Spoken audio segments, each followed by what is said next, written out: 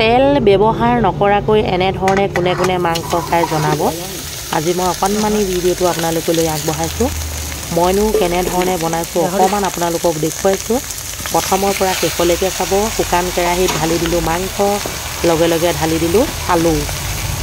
এতিয়া সোৱাদ অনুসৰি নিমখ দিলোঁ। এতিয়া অকণমান সময় এনেধৰণে ঢাক মাৰি থলোঁ। মাংস আছে 1 কিলো, ধনিয়া পাউডাৰ, হালধি, ৰেড চিলি 1 চামুচ লৈ লৈছোঁ, মানে সোৱাদ অনুসৰি। এয়া কেঁচা ধনিয়া।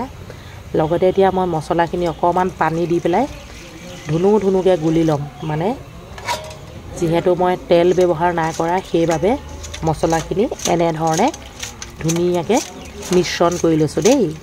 তাৰপৰা আপোনালোকে চাই থাকক। এইফালে আকৌ আদা নহৰু পিচি থোৱা আছে। এয়া মিক্সিত আদা আৰু নহৰু যেই নহওক অকণমান সময় এনেধৰণে ঢাকি দিয়াৰ পাছত এতিয়া মই কি যোগ কৰিম আপোনালোকে চাই থাকক।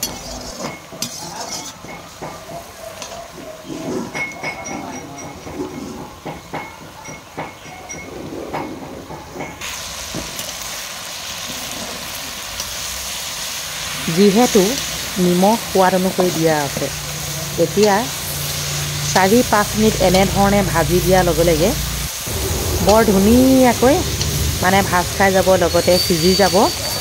এতিয়া মই এটা বস্তু যোগ কৰিম। সেইটো কি বস্তু আপোনালোকক দেখুৱাই আছোঁ।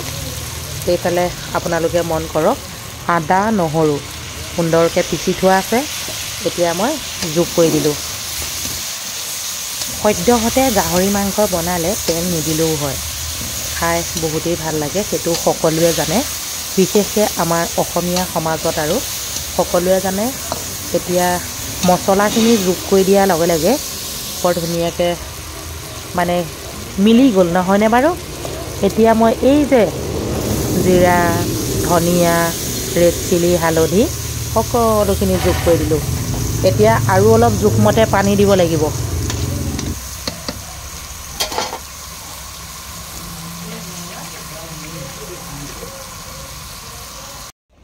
জোখমতে পানী দি 10 মিনিট উতলাই দিলোঁ। মাংস সিজি গ'ল। এতিয়া আদা ৰস অলপ দি দিছোঁ।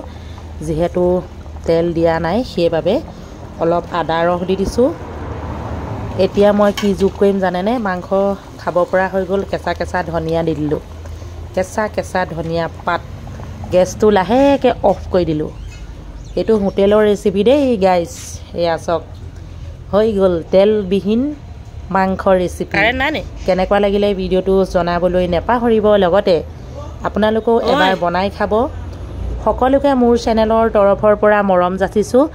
ভিডিঅ'টো চাই যদি ভাল লাগিলে প্লিজ লাইক কমেণ্ট কৰিব, লগতে অকণমান শ্বেয়াৰ কৰি দিব। আজিলৈ আহিছোঁ, বাই বাই।